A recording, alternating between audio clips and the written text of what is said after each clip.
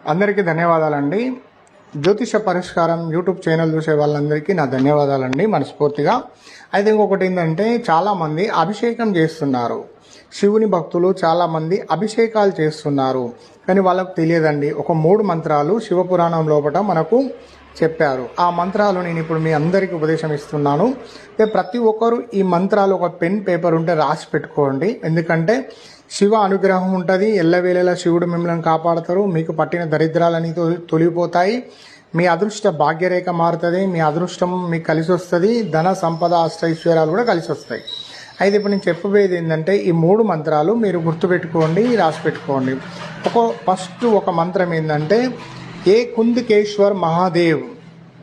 రెండోది ఏంటంటే ఏ సోమేశ్వర్ మహాదేవ్. మూడోది ఏంటంటే అష్టకేశ్వర్ మహాదేవ్. ఈ 3 మంత్రాలు మీరు రాసి పెట్టుకోండి. అభిషేకం చేస్తున్నప్పుడు కళ్ళు మూసుకొని 3 మంత్రాలు చదవండి. ధన్యవాదాలండి.